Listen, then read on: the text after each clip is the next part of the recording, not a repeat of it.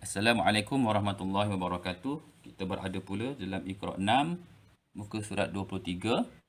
Kita baca dulu nota yang disediakan.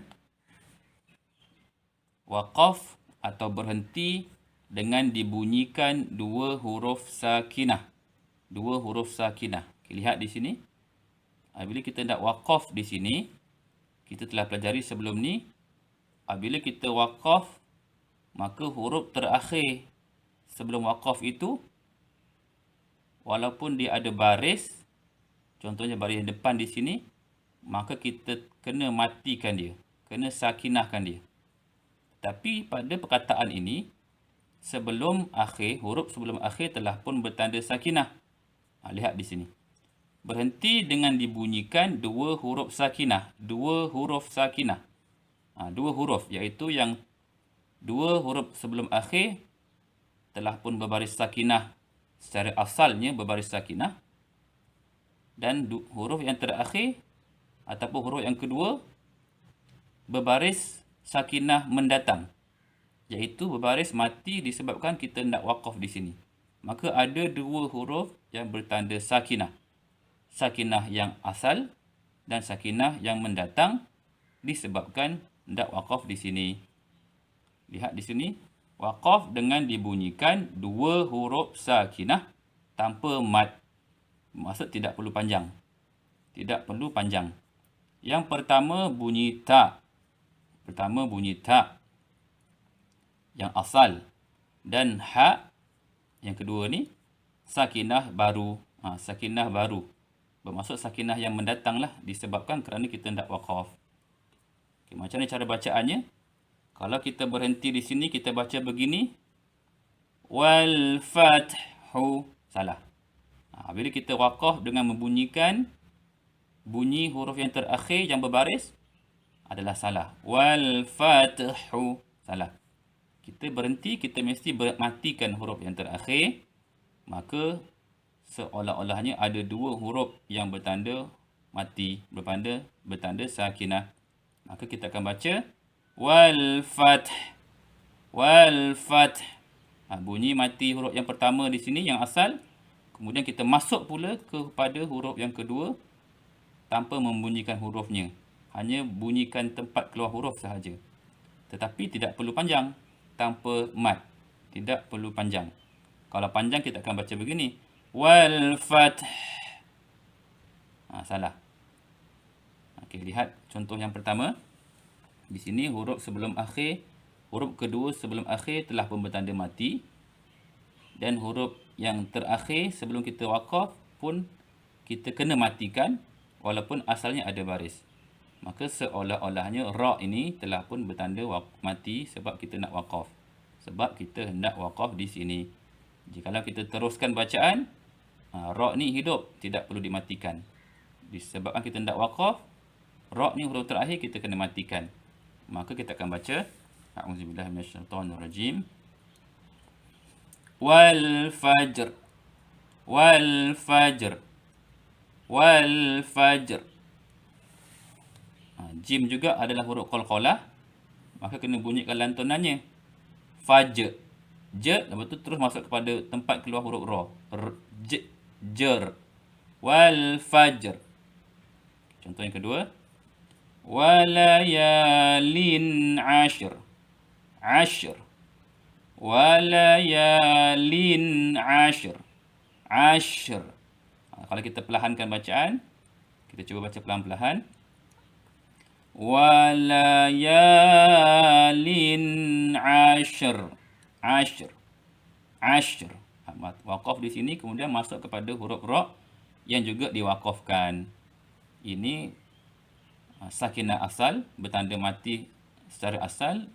Yang huruf kedua ni adalah mati secara mendatang. Kerana kita nak waqaf di sini.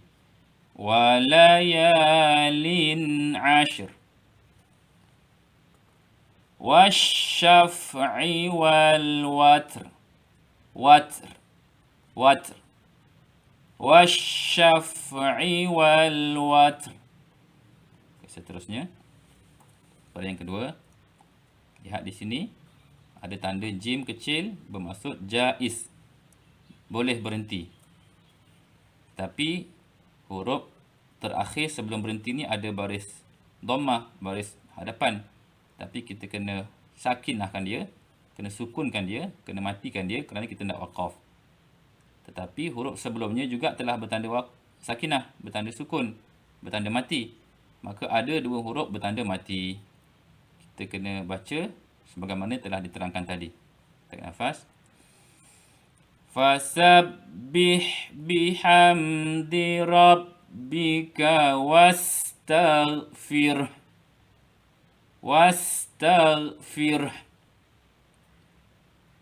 Innahu kana tawwaba.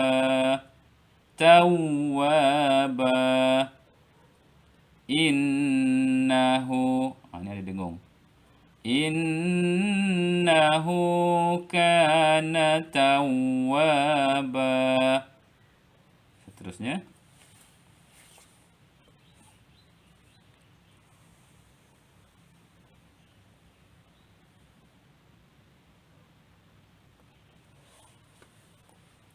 Di sini ada juga huruf yang berbaris, tapi sebab kita nak waqaf di sini, kita kena matikan dia. Dan sebelumnya juga adalah huruf yang mati. Hak bertanda mati. Maka kita waqaf dalam keadaan ada dua huruf yang mati, yang sakinah. Tarik nafas. Yauma takunus sama'u kalmuhl. Kemudian sama juga di sini. Wa takunul jibalu kal'ihn. Waqaf di sini, kemudian masukkan kepada tempat keluar huruf yang terakhir tanpa bunyikan barisnya. Wa takunul jibalu kal'ihn. Seterusnya. Panjang 5 harakat. Di sini sebagaimana kita telah pelajari, kita hanya bunyikan tempat keluar huruf saja tanpa membunyikan barisnya. Tarik nafas. Was-sabirina fil ba'sa'i wad-dharra'i wa hinal ba's.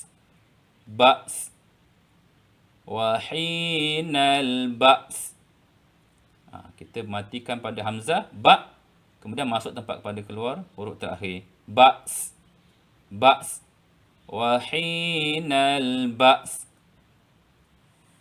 Seterusnya. Sama juga di sini.